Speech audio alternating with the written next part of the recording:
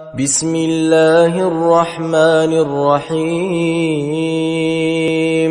والمرسلات عرفا فالعاصفات عصفا والناشرات نشرا فالفارقات فرقا فالملقيات ذكرا عذرا أو نذرا إنما توعدون لواقع فإذا النجوم طمست وإذا السماء فرجت وإذا الجبال نسفت وإذا الرسل أقتت لأي يوم أجلت ليوم الفصل وما أدراك ما يوم الفصل ويل يومئذ للمكذبين ألم نهلك الأولين ثم نتبعهم الآخرين كذلك نفعل بالمجرمين ويل يومئذ للمكذبين ألم نخلقكم من ماء مهين فجعلناه في قرار مكين إلى قدر معلوم فقدرنا فنعم القادرون ويل يومئذ للمكذبين ألم نجعل الأرض كفاتا أحياء وأمواتا وجعلنا فيها رواسي شامخات وأسقيناكم ماء فراتا ويل يومئذ للمكذبين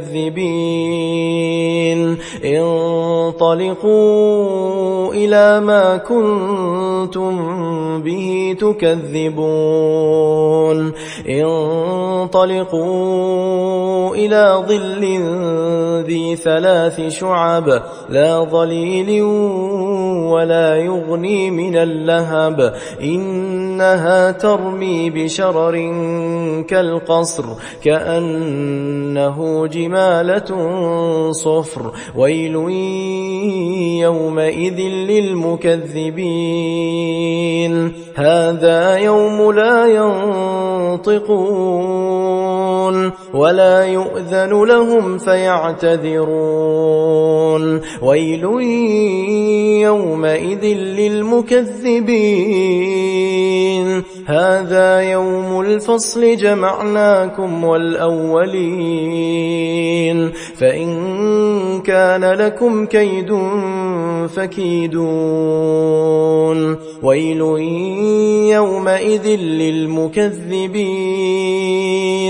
إن المتقين في ظلال وعيون وفواكه مما يشتهون كلوا واشربوا هنيئا بما كنتم تعملون إنا كذلك نجزي المحسنين ويل يومئذ للمكذبين كلوا وتمتعوا قليلا إنكم مجرمون ويل يومئذ للمكذبين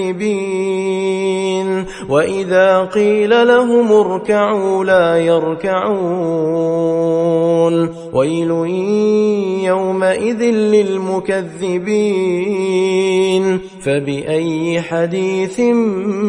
بعده يؤمنون